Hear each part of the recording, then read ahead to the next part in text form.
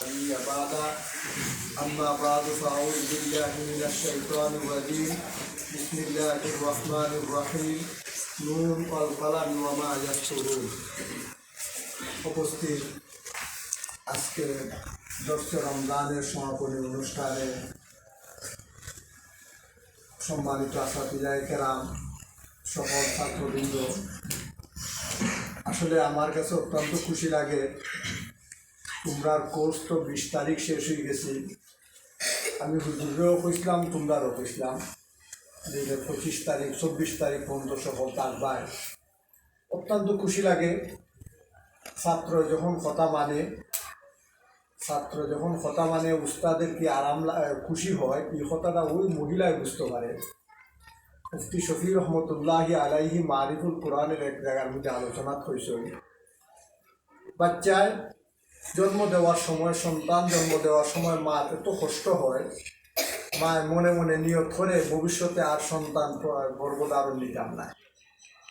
কিন্তু জন্ম হওয়ার পরে যখন মা ডাকে, বাচ্চা যখন আম্মা ডাকে, তখন আল্লাহ মার অন্তর থেকে এই কষ্ট ভুলাইয়া যায়। ঠিক তেমনিভাবে ছাত্ররা যখন কথা শুনে, তখন উস্তাদরা ছাত্রদের প্রতি কতখান খুশি হই যে তোমরা উস্তাদ হইলে পরে উস্তাদ। আমার কাছে অত্যন্ত খুশি লাগছে, বিশেষ করে এই বছর যারা অনুষ্ঠানের মধ্যে কোর্সের মধ্যে অন্যান্য মাদ্রাসার থেকে আইসো, তোমরা রমজানের চলাফেরা, পড়ালেখা এবং শেষ দিন পর্যন্ত উপস্থিত থাকাটা আমার অত্যন্ত খুশি লাগছে। এটার উপরে আমার বিশ্বাস তোমরা আন্তরিকতার সাথেই মাদ্রাসার মধ্যে মেহনতের লাগিয়ে আসো। আর আমরাও এই মাদ্রাসার মধ্যে তোমরা যে আরবি কাতিব আসলা, তাই কিন্তু বাংলাও প্রশিক্ষণ পাই। আমরা ইচ্ছা হলে হইতে পারতাম যে হুজুর আপনি আরবিও লেখান, বাংলাও লেখান না, আমরা বাংলার হুজুর আলাদা আরবি রাখি, তোমরা ফায়দা লাগে। সরফ নুহু আছি, বাংলা আছে, আদব আছে, আরবি লেখা আছে, 4টা কোর্স আছিল, কিন্তু আমরা এখতিয়ার দেওয়া দিছি তোমরা দিয়ে যেটা ইচ্ছা ক্লাস করতা। আর তোমরা জানো এই কোর্সটা আমরা ব্যবসার উদ্দেশ্য নয়। যে কোনো প্রতিষ্ঠানের মধ্যে এই কোর্সটা 3 দিনের লাগি 4 দিনের লাগি হয়, ওইলে 3000 2500 টাকা ফিস নেই। আমরা তোমরা কাছ থেকে নামকে ওয়াসতে 500 টাকা একটা ফিস নিচ্ছি, ও সকলে দিছ না। দ্বিতীয়, আমরা এই 5-7 দিনের কোর্স না রেখে হুজুর করলে হইয়া আমরা 20 দিন না। কারণ আমরা উদ্দেশ্য হইল এই লেখাটা 3-4 দিনে যদিও শিখাও যায়, কিন্তু এটা বেশি দিন তাই থাকতো না। আর দীর্ঘদিনের, যেমন মুরগের বাচ্চা দেখবার জন্ম নেওয়ার পরেই খানি উনি খাইতে পারে, এটার হায়াত বেশি দিন থাকে না।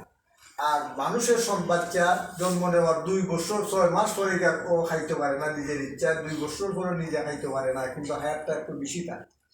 যে কোনো হাত যদি ধীরে ধীরে অর্জিত হয়, এটার হায়াত দীর্ঘায়িত হয়।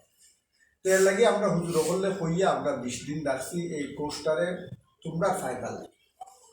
আর আমরা মাদ্রাসার যারা আছো তারা জানো, আমরা হুজুর হলে কইয়া যায় যারা কাতিব বনে, এরা আবার রমজানের পরে দিলকদের মাসের 1 মাস এরা আবার সবরে প্র্যাকটিস দেওয়ায় কোর্স করায়। আসল আমার মনে হয় অভিজ্ঞতা, এই লেখাটা রমজান শিকার পরে যদি তোমরা আবার খাতা কলম না তো রাখো, আবার কিতার টাইগার উপরে খাওয়াইতো। প্রতিদিন লেখার একটা সময় নির্ধারণ করে রাখতে, প্রতিদিন সময় একটা লেখার নির্ধারণ করে রাখলে পরে এই লেখার চর্চা ধারাবাহিকতা ঠিক থাকবে। আর যদি হোক দিলে আগামী রমজান আর লেখমু, সে তোমরা এই লেখার ফায়দা হতো।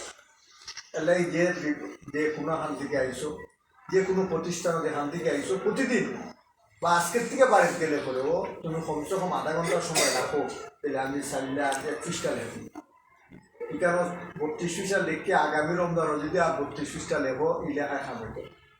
প্রতিদিন একটা সময় নির্ধারণ করে রাখবা, এই সময়টা লেখা তোমরা তোমরা প্রতিদিন, আমরা মাদ্রাসারই হোক অন্য মাদ্রাসা ছাত্রী হোক, তোমার প্রতিদিনের লেখার কর্মসূচি। ধরো এই বছর আমার কাছে 2 জন মাদ্রাসার শিক্ষক চাইছে, কিন্তু হুজুর সাথে সাথে লেখাটা সুন্দর, ইরা 1-2 জন হুজুর দেখবে, লেখারও গুরুত্ব আছে। চাকরি